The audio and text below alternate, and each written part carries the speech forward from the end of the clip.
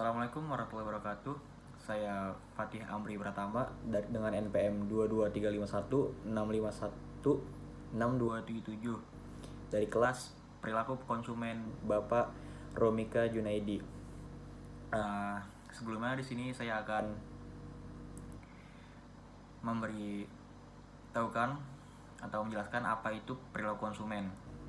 Sebelumnya, perilaku konsumen itu merupakan studi tentang bagaimana suatu individu, kelompok, atau organisasi memilih, membeli, menggunakan, dan membuang atau mengevaluasi suatu barang atau jasa dalam memenuhi kebutuhannya.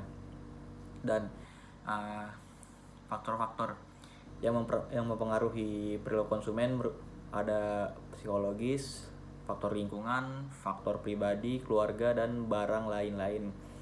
Dan juga perilaku ini dapat dipengaruhi oleh diri sendiri ataupun dari luar disebabkan sebuah hasrat atau kebutuhan yang kita butuhkan. Dan juga dalam konteks pengembangan dunia digital sekarang, perilaku konsumen di Indonesia telah mengalami perubahan yang signifikan. Dalam era digital, konsumen memiliki akses yang lebih luas dan cepat untuk mendapatkan informasi tentang produk dan jasa yang mereka inginkan. Mereka juga melakukan transaksi secara online yang memudahkan mereka dalam membeli dan menggunakan suatu produk atau jasa. Jadi begitu. Dan juga di sini saya ingin memberikan sebuah contohnya ya. Contoh dalam lingkungan kita lah, dalam sehari-hari kita. Yang pertama ada contoh dekat dengan lingkungan sekitar yang ada di sebuah kehidupan masyarakat kita ini. Banyak yang menggunakan aplikasi e-commerce seperti Shopee, Lazada, Tokopedia untuk membeli jasa ataupun produk. Dengan menggunakan aplikasi-aplikasi ini, konsumen dapat dengan mudah mencari dan membeli produk yang mereka inginkan, serta melakukan transaksi secara online. Yang terlebih lagi di zaman sekarang ini sudah memudahkan segalanya lah untuk melakukan apapun dengan online lah ya.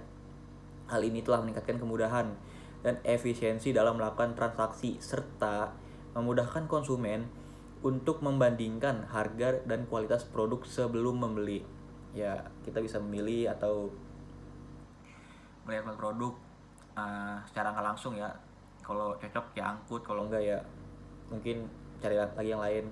Dan dalam beberapa tahun terakhir, perkembangan teknologi digital ini telah mempengaruhi perilaku konsumen di Indonesia secara signifikan. Dalam beberapa penelitian ditemukan bahwa kondisi pandemi lalu COVID-19 telah mempengaruhi pola perilaku konsumen di Indonesia dengan meningkatnya kegiatan belanja online atau ya apapun dengan online lah, belajar online ya segalanya lah, kemudian aplikasi e-commerce dan lain-lain. Selain itu, ditemukan juga bahwa faktor-faktor seperti kelas menengah yang sedang tumbuh, tingkat penetrasi internet dan seluruh yang semakin tinggi, meningkat jumlahnya vintage dan opsi keuangan alternatif, investasi teknologi e-commerce di Indonesia, serta strategi pemasaran e-commerce yang gencar telah mempengaruhi perkembangan e-commerce di Indonesia.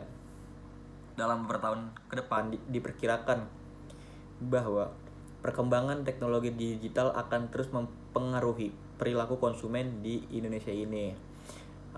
Dalam beberapa penelitian dikatakan dan juga ditemukan bahwa kemajuan ekonomi digital pada bidang pariwisata di Indonesia telah meningkatkan potensi wisata Nusantara dan mancanegara untuk berkunjung ke tempat-tempat wisata di Indonesia. Dan juga tentu ditemukan bahwa kemajuan teknologi digital telah mempengaruhi cara konsumen mencari, membayar, menggunakan, dan membuang barang-barang yang dibeli setelah mereka konsumsi. Jadi di zaman sekarang ini semuanya telah disediakan serba digital dan juga online. Banyak para seseorang, individual maupun sebuah kelompok memilih dan juga memilah suatu barang yang mereka inginkan melalui aplikasi-aplikasi jasa dan juga lain-lain. Jadi maupun juga seseorang yang ingin memilih suatu tempat wisata, liburan ataupun lain-lain juga bisa memilih melalui online dan juga melakukan pembayaran sebuah apapun itu dari online. Jadi ya kemajuan teknologi juga membantu kita dalam perekonomian lah.